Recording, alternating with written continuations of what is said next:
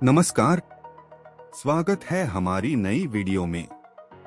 आज की कहानी है जबरदस्त टकराव, बदले और चालाकी की, जहां नील कंचन और प्रमोद के बीच घमासान छिड़ जाता है। प्रमोद कंचन के पुराने गुनाहों का पर्दाफाश करने आता है, लेकिन नील उसका सामना करता है और उसे घर से बाहर निकाल देता है। रिद्धि नील के इस कदम की सराहना करती है, लेकिन कंचन को अब भी उस पर भरोसा नहीं है। बाद में जब नील दवाई खरीदने जाता है तो प्रमोद उसका अपहरण कर लेता है और सच्चाई सामने लाता है कि कंचन ने उससे झूठ बोला था।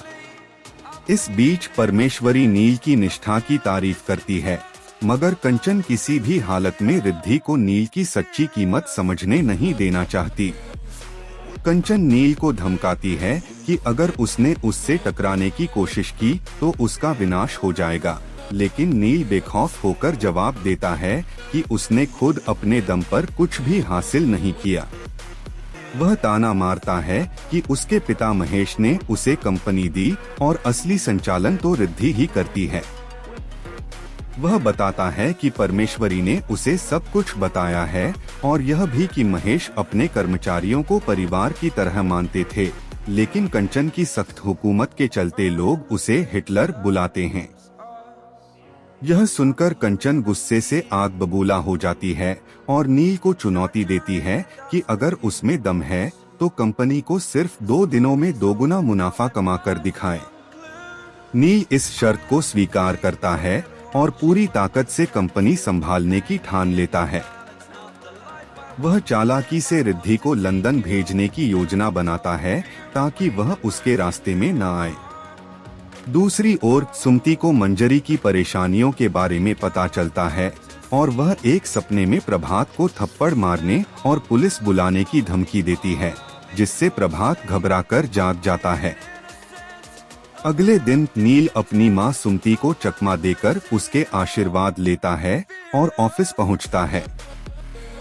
कंचन सबके सामने नील को 2 दिनों के लिए कंपनी का सीईओ घोषित करती है। अनुबंध पर हस्ताक्षर करते ही नील अपनी धाक जमाते हुए ऐलान करता है कि अब से हर फैसला उसी का होगा और जो भी उसके आदेश की अवहेलना करेगा उसे नौकरी से निकाल दिया जाएगा। उसकी बेबाकी देखकर कंचन दंग रह जाती है। अगर आपको हमारी यह कहानी पसंद आई हो तो वीडियो को लाइक करें, शेयर करें और हमारे चैनल को सब्सक्राइब करना न भूलें। मिलते हैं अगली रोमांचक कहानी में।